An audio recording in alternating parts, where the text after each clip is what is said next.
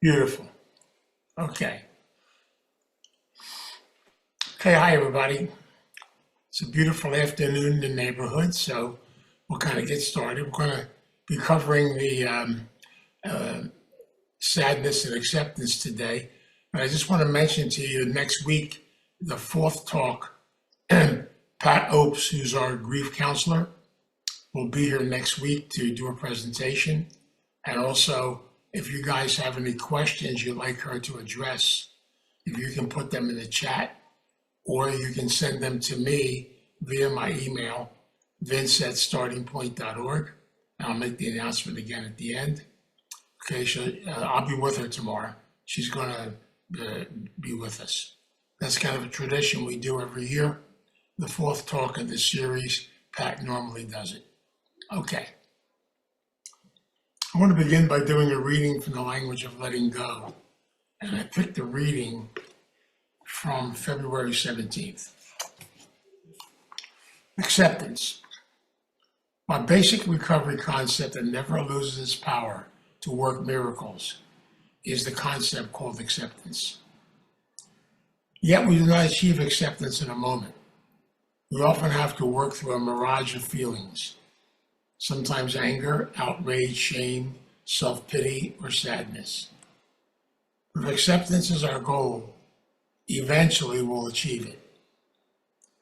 To accept our circumstances is another miraculous cure. In order for anything to change or anyone to change, we must first accept ourselves, others, and the circumstances exactly as they are. We need to take it one step further. We need to become grateful for ourselves or our circumstances. We ought to touch both faith by saying, I know this is exactly the way it's supposed to be for the moment. No matter how complicated we get, the basics never lose their power to restore us to sanity. Today, God, help me practice the concept of acceptance in my life. Help me accept myself, others, and my circumstances. Take me one step further, and please help me to live with a sense of gratitude. I wanted to share that with you because I want to spend some time today talking about the last two stages of grieving. Last week we talked about denial, anger, and bargaining. And I mentioned last week that those three stages are usually where many of us get stuck. You know, over the years I've seen people go years and years and years in those stages. And I can honestly say that because it's something I did myself. You know, I never grieved my parents' death till years and years later. I was basically able to explain the fact that I could accept their death, even though I really did not accept it. And that's the thing I want to mention to you today. Basically, when we talk about sadness and we talk about acceptance, and by the way, I got to share this with you. Acceptance is one of the toughest topics to talk about. And the reason why it's a tough topic to talk about, because it's something you can't talk about. Because you have to feel it. You have to know when it comes. I've said this so many times. There's something called intellectual acceptance, and there's something called spiritual acceptance. Intellectual acceptance is something that we can analyze, that we can come to in our head. And yet that's not acceptance. It's a form of acceptance. But real acceptance only comes when we can feel it in our spirit, in the real gift that's inside of us. And that is a real gift of acceptance. Usually that comes in most of our lives through a process called kicking and screaming, fighting and battling. It's amazing as human beings, and I've said this so many times, one of the things many of us avoid looking at or avoid dealing with is a powerful feeling called sadness. I'm going to translate that a little bit today, though. Take the word sadness and change it into something called death. You know, there's a beautiful saying, we are reborn into this world once, but then we are reborn many, many, many times in the course of our journey in life. And basically, too many times when we think of death, we think of an ending. And in reality, it is an ending. But too many times we think of physical death. But we go through so many different deaths, so many endings, because death is another form of change. So the definition of death is change. And so we have to be able to experience in our life this constant process of changing, of growing, of learning. Because if you're not changing, you're not growing, you're not learning, then you're going backwards. There's no such thing as standing still. It's a process we go through in life. And that's why so many of us have a hard time with this, because to truly, truly come to the feeling of a sadness, to watch something close to you come to an end. That could be a death, that could be the end of a relationship, that could be the end of a job, a trip, whatever. You know, we're watching a part of you come to an end. And so many times in life, we have a tendency to have a hard time with that. You know, one of the biggest ones we go through a lot is the concept of physical change, of going through the stages of life, of getting older, of realizing the fact that we're not going to stay the same age forever and ever and ever, that we're going to change. And as we change, our physical body changes, our emotional system changes, our spiritual sense changes. And one of the things we experience as we go through all this is a feeling of sadness, watching things change. Just to give you a quick example and show you what I mean. One of the hardest things I experienced in my own life, and I know many, many in this room that have dealt with the disease of addiction, either by having it or by dealing with it as a family member. One thing we've experienced is so many times in the course of our journey, we have to realize the fact that to let go of something so powerful, to be able to deal with addiction, it's painful, it's scary, because you're letting go of a lifestyle, which is much more powerful. See, we always focus on the addiction, but I could put my addiction down and still live an addictive lifestyle. I can live a lifestyle of insanity and craziness. And that's why it's not about the substance. It's about what's going on inside of me. Am I open to change my lifestyle, to move to a new direction? Am I open to be able to come to an acceptance of what I can do and what I can't do? You know, the big book of AA on page 417, they talk about acceptance. And there's a whole page based on the concept of acceptance as one of the ultimate spiritual words on the face of this earth. But the hardest thing for all of us is to face reality, to face change, to let go of control, to let go of our fears, and to realize the fact that we have to step into another place, another time. And by the way, I gotta tell you a big secret, please don't tell anybody. Nothing stays the same, and you can't go back. Sorry about that. Even though you might want to, but you can't. And many of us experience this on a physical basis. We have what we call a midlife crisis. You know, we have all different types of things. You know, years ago when I worked in the drug treatment center in Atlantic City, back then it was called Narco, now it's called the Johnny Brooks Center. And I worked with Johnny and Richie Deere when they started that program. And I can remember so many times because we had guys that were committed to the program from the courts. And they would do real well in the rehab because they knew how to play the game. And then when they finally got their chance to go home or go out there, they had this thing about image. They would go out and get a new suit, maybe get a briefcase with nothing in it, and they walk around like, you know, there's somebody special, they got it all together, everything else. You know, they go out and get a car, then it gets repossessed 2 weeks later. But for 2 weeks, they can ride around in it. It's all image. It's all the outside. Because the inside of me is hurting like crazy. I don't want to deal with the inside. It's much easier just to play the game on the outside.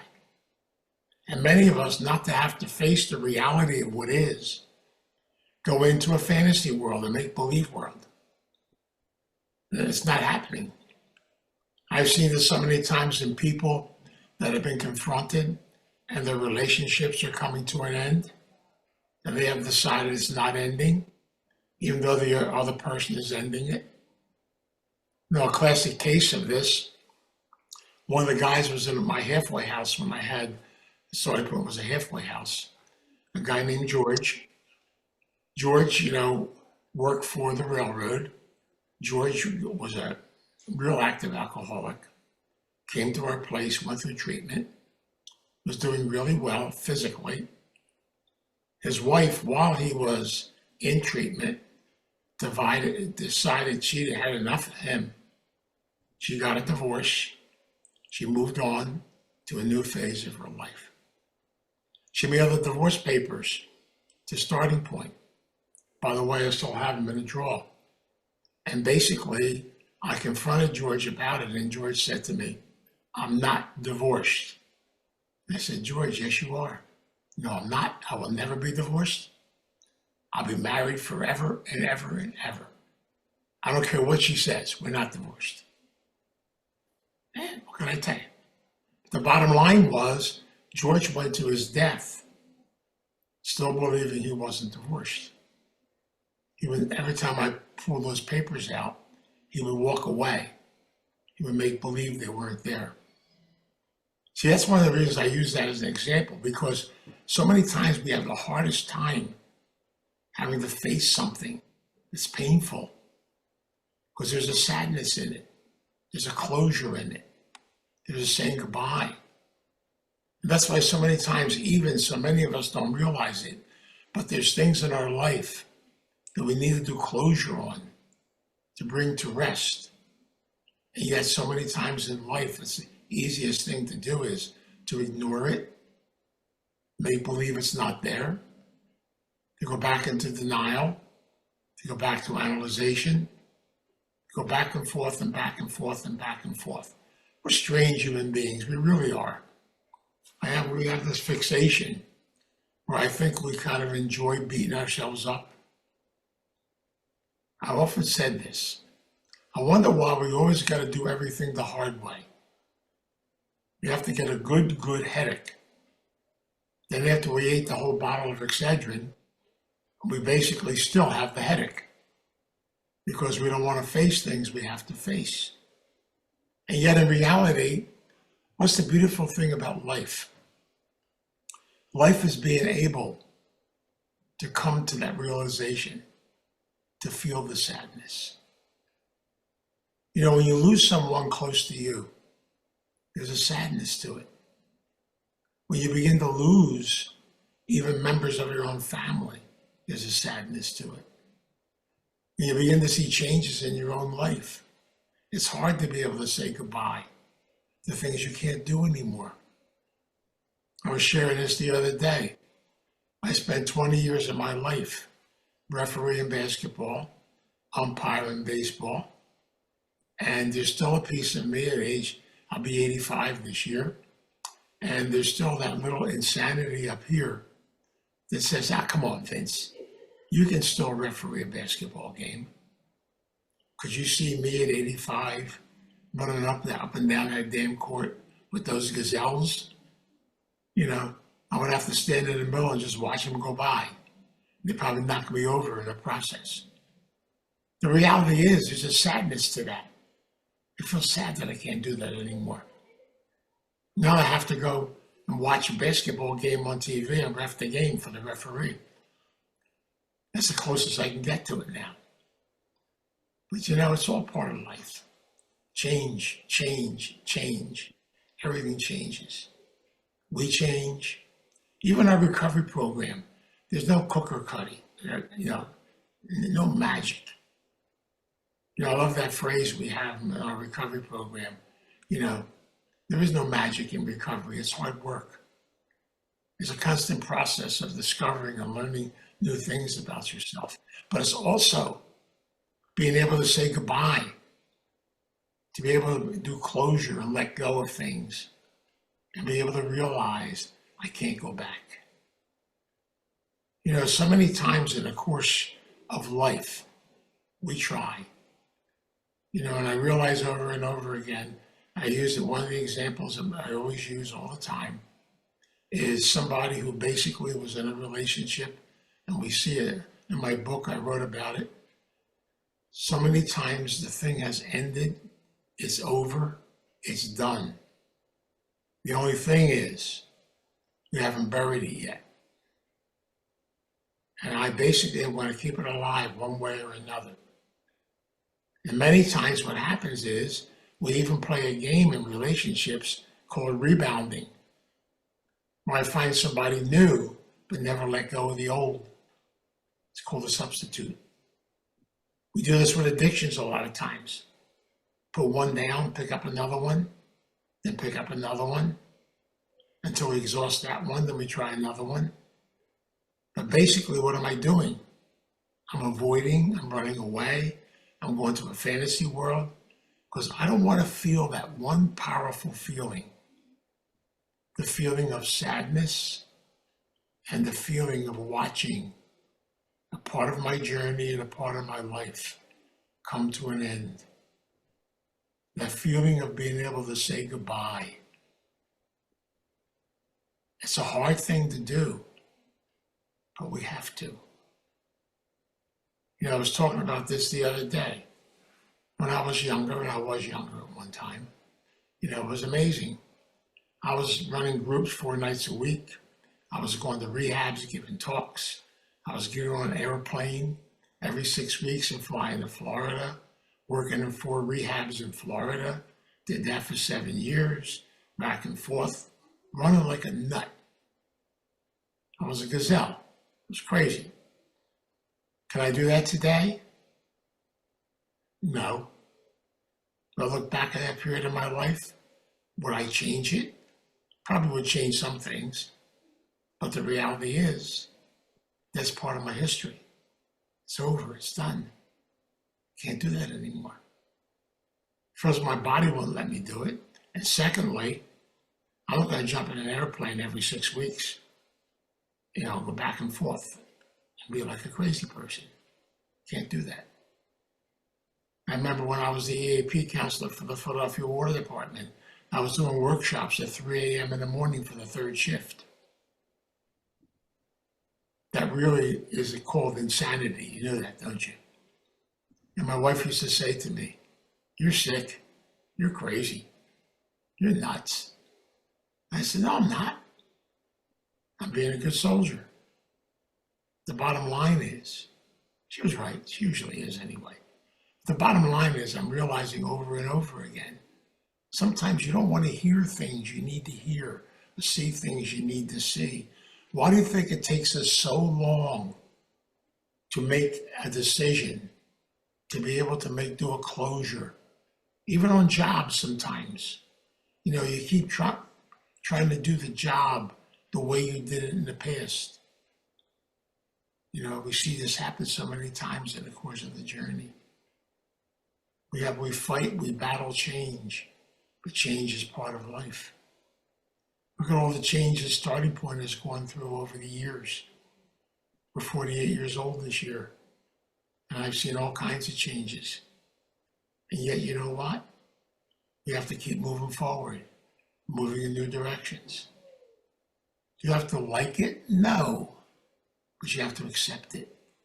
There's the key. Acceptance, being open, saying goodbye, and don't be afraid to feel sadness. Sometimes you look in the mirror, and I do feel sadness. I look at my body and it's changed. I can't do some of the things I used to be able to do. And sometimes I even get a tear in my eye and say, wow, how did I get here? How did this happen? It's amazing sometimes I begin to realize this over and over again. You need, as you get older, as things begin to change, we have to learn one of the most important things in change, and that is to ask for help, to ask for guidance, to ask for direction. Because saying goodbye is not an easy thing. Doing closure is not easy. In every aspect of our life, even in our relationships that are actually working, they're still going through change.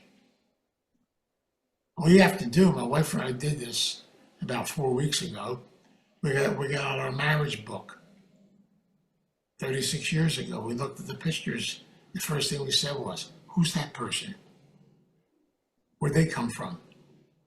Do we really look like that? And it's amazing when you look at it, you realize the fact, yeah, that was us then. But this is us now. And that's part of the journey. That's why one of the things that's so important in going through change, in going through these endings, sometimes we have to have a little bit of a sense of humor. Sometimes you can just laugh at life. Life takes some pretty crazy turns. Things happen. And I can get mad, I can get angry, I can go through changes. I don't want it to be what it is. Did you ever try that? Yeah, that's a lot of fun. Bang your head against the wall. I'll never forget this. It's one of my stories I really enjoyed. I used to go to meetings down at the South Philly AA group. And I'll never forget, this one guy came in. I'm going back to when we didn't have ATM machines and stuff like that. Going back a few years. He came to the meeting. It was on a major holiday. I forget what holiday it was. But the banks were closed. He came in and threw a tantrum. He wanted his money from the bank, and the bank was closed. And boy, he was throwing the self-pity party and the tantrum of the century. His sponsor finally got up, grabbed him by the back of the neck, took him out to his car, put him in the car, drove him to the bank, got him out of the car, stuck him at the front door of the bank, and he said, now, I want you to yell at this door till 9 o'clock tomorrow morning, and I guarantee you it'll open for you. And he drove away, leaving him there. I'll never forget that. Because no matter what was going on, the reality was the bank wasn't going to open. Unless he had planned on robbing it, I don't know. But the bottom line is it wasn't going to open. And sometimes we need somebody to do a reality check on us, to bring us to that moment, like his sponsor did. His sponsor tried to tell him that, but he couldn't hear it. Hopefully he got the message, but he got left there in front of the bank. You know, he probably did yell for a few minutes anyway, I'm sure. But you know, I look at things like this, I look at life, I look at my own self, I look at all of us, and we have that streak inside of us. And that's why, back to the beginning when I talked about, intellectually, I could grieve intellectually so easily. It's a 5-step series. I'm not denying it, they died. Am I angry at them for dying? I'm not angry. You know, we do this so many times in our life. We deal with things intellectually. And yet, we take all the feeling out of it. Part of change is to be able to be people of feeling. To be able to understand that, yes, there's sadness in it. There's confusion in it. And yes, sometimes we have to watch something come to an end so that something new can be born. Many of us have heard of the Phoenix principle. From the ashes, something new grows. And that was so powerful recently. I don't know if you saw this on the news. I guess it was probably about a week and a half ago, I guess. They told this story about a lady who went back to her house after the fires in California, and there was ashes there. And the first thing she did was she planted flowers in the ashes. And they said to her, Why did you do that? Your house is gone. She said, because I want something beautiful to grow from the ashes of my house. That I'll never forget. Because deep down inside, she understood that something new has to come from the old. That the ashes still have a purpose. That a house still has a purpose. You know, it's just interesting when you look at these types of things. I'll never forget a story. I'm going back now a lot of years when we had the halfway house in Philadelphia, and I was coming back from the St. Luke's Hospital, 8th and Girard. It was called St. Luke's back then. I was driving back from St. Luke's Hospital, and I passed the corner of 6th and Spring Garden.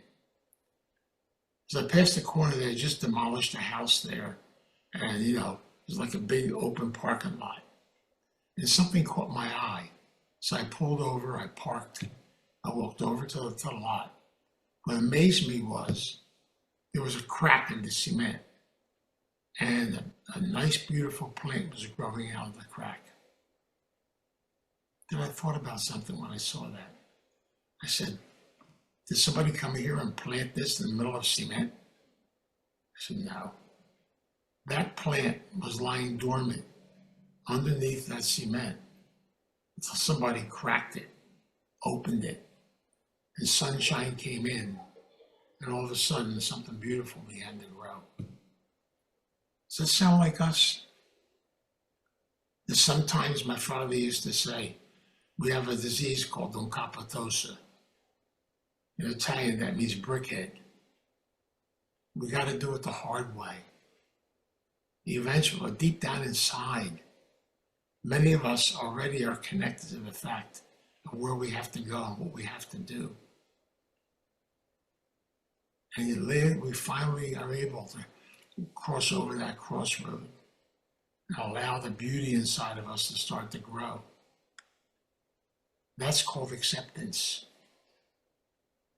See, acceptance is such a beautiful spiritual word. It's a word that really you have to feel. You got to be in touch with it. You have to be able to celebrate it. You have to be able to feel the gift of who you are. Each one of us is so unique and so special. We have to acknowledge ourselves. You know, one thing that drives me crazy when somebody wants to be somebody else. Don't be somebody else, please. First of all, you can't be. But secondly, it's okay to have some role models, but be who you are. Because inside of every one of us, there is this spiritual gift, this beautiful thing called acceptance. When I'm able to accept the reality of my life, then I can move forward. But I truly believe this today. You can't make changes and you can't move forward until you can accept the reality of what is. There's that word again that many times we don't want to hear. The word is reality. We have to face it. You know, I was on the telephone today with a gentleman I worked with in the past, and he's trying to make arrangements to go into detox and go into rehab. And I went through his insurance with him, and according to his insurance, there's only 2 places he can go to. So I recommended them. And when I told him what the 2 places were, he said to me, I don't like those 2 places. I want to go someplace else. I said, okay, where do you want to go? So he told me where he wanted to go. I said, how much money you got in your bank account? He said, I don't have a bank account. I said, then you're not going there. Well, why? Because your insurance doesn't cover it. Here we go again. Of the 2 places, they're rehabs like other rehabs. They're the choices you have. Are you sad because you can't go to the other place? Of course. But you have to come to that point. If I truly want recovery, I've got to accept the reality of what can be. And this is what can be. He said, well, you know what? Let me think about it. I'll get back to you. I said, okay, think about it. Your life is on the line, my friend. You want to think about it? Okay. But again, what can I tell you? No matter how many times he thinks about it, it's like that old saying, it's right in front of you what you have to do. But we're strange human beings. We go down the street, around the corner, take 3 blocks over, and eventually come back to right here and it's still the same. Isn't that amazing? We try geographical changes, it's still the same. We still have to make those decisions.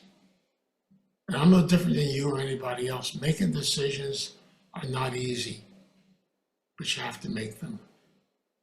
Will you always be liked by your decisions? Maybe. I have a formula I use anytime I got to make a change or a decision. It's a good formula. 25% of the people will like my decision. 25% will hate it. 50% won't give a damn one way or the other. And in 2 weeks, you'll be old news. Something new will take your place. Isn't that interesting? So if you're going to sit around and wait for everybody to be on board with your decision, it's not going to happen. Believe me, I tried this when I was making a decision to leave the priesthood. I wanted everybody to understand. But my Italian family did not understand. In fact, I went from the top of the podium to the bottom of the podium when I left. Later on, I was able to get to the middle a little bit, but the bottom line is, if you're sitting around waiting for someone else to tell you you're okay, to tell you that it's okay, you have to be able to know it deep down in here, in your heart, in your core, in your center. That's where decisions come from. And believe me, there is sadness involved in it. It's a sad process. Many times when I was running the halfway houses, and even now, when I meet people that don't want to deal with what they have to deal with, and they want me to make a decision for them, I can't. I got a full-time job making decisions for me. I can't make them for somebody else. I can make suggestions. It's one of the reasons why I love the big book of AA. Remember, it's the only book that has no author. It's the only book where everything in it is suggested. Nothing is absolute. There are no absolutes. If you don't believe that, keep looking in the mirror. And you will eventually come to reality. It's part of the journey and part of life. So I guess what I'm trying to say is, you got to be able to understand a word called death. We die a little bit each day. Physically, we die emotionally. Our feelings change. We die spiritually. I hope that we're able to keep moving forward on a spiritual level too. We die socially. Even things change there. Nothing stays the same. It's not supposed to. Life goes on. I come in the front door, starting point here, and there's a plaque on the wall. It has the names of the 6 people that met in that room when we started starting point. And out of the 6, I'm the only one still alive. I come in here and I realize at one time we were like a little group together that put all these ideas together. And things grew from it. And then a little bit at a time, they moved on to another world. And probably someday I'll join them, we'll start another group on the other side, I don't know. Maybe we'll start, the heavenly starting point or whatever, and see what happens from there. But the bottom line is, I realize the fact that Yeah, I need to say goodbye. And believe me, it took me a long time to be able to accept and to say goodbye. But goodbye is such a powerful word. When you say goodbye, you do say hello to a new way of life. And so the grieving process is the ultimate process of life. It is the process by which we go through our changes. And that's why, as Kubler-Ross said, the 12 steps are a perfect formula for the grieving process. And it's amazing how these things were put. Excuse me, it wasn't her, it was Patrick Carnes who said that. Okay, Kubler-Ross gave us the 5 things of grief. But the bottom line is, we have to realize that this process is so important, just to be able to look at ourselves, work on ourselves, and continue the process of growth and change. Now, I hope this helps you understand a little bit better the grieving process from the perspective of life. Because death, it's not a curse word, sorry. It's just part of life. You know, we gotta watch things die, new things will be born. You know, nature tells us that all the time. You know, I looked at my wife's garden in the front, and all the Easter flowers are starting to pop back up again. And I said, wow, they've been lying dormant under the ground all winter. Now they're back. You can't get rid of them. They keep coming back. But they come back in more of a beautiful way. And that's what's important. So as I pray today, I just want to remind everybody that next week we'll conclude the series. Pat Opes, who's one of our grief counselors here at Starting Point, Pat has a powerful story. She works primarily with people who have lost children because she went through the experience herself. So she really is a very, very powerful lady when it comes to that. So you can check her out if you want to, or she'll be here next week. Then 2 weeks from today, we'll start a new series on spirituality and the 12 steps. We're starting a new series. Okay, so let's pray. God, we come before you in prayer. We ask our higher power, our divine presence, to guide us and be with us on our journey. Please teach us and give us the strength and the courage to be able to say goodbye. Give us the strength and courage to be open to change. Give us the strength and courage to release and let go of what was.